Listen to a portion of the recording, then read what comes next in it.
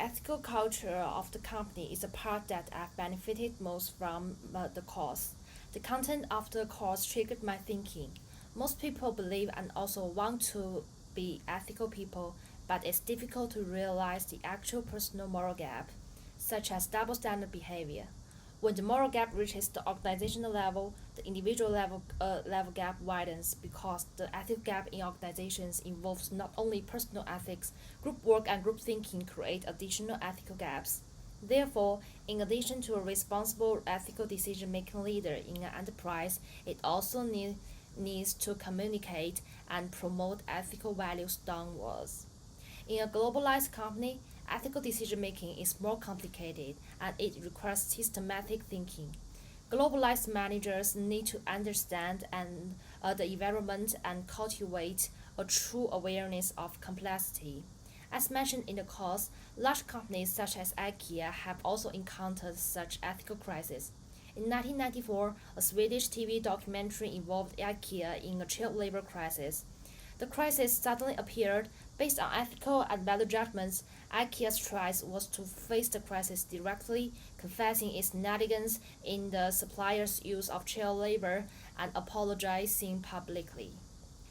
IKEA's ethical decision making suggests that, as an ethical management organization, compliance with ethical norms is not only regarded as a means for the organization to obtain benefits, but also as a responsibility of the organization, not only from the perspective of the organization itself, but also from the perspective of the society as a whole. In addition, respect the interests of stakeholders other than the owner and take the values of the organization as the behavior oriented are essential. However, any solution has its own advantages and disadvantages. Just like the feedback I got in the case study report, the solution needs a full range of evaluation and analysis. Firstly, we must establish an open mind, think about impact of the plan on stakeholders, and reflect on possible consequences of these impacts. The second is that reserved thinking in operations often brings unexpected results. If you only think about the problem from only one angle, it's probably not comprehensive because the fact may be opposite and reserved thinking will bring unexpected results.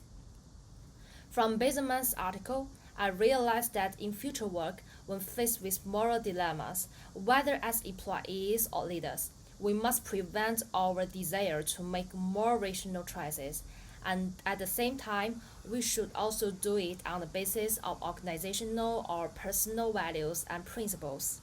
As a leader, we must believe in ethical decision making.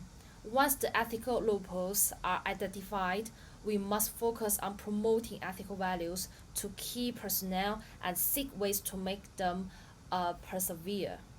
In this course's explanation of the corporate ethical dilemma, I changed my attitude towards corporate management. I realized that as a company, profitability is not the only goal nor the only criterion for judging the quality of the company. Enterprises are part of the society. The social responsibility of enterprises requires that enterprises must go beyond the traditional concept of profit as the only goal, emphasize the value of people in the production process, and emphasize the contribution to consumers, the environment, and society. That's all. Thank you.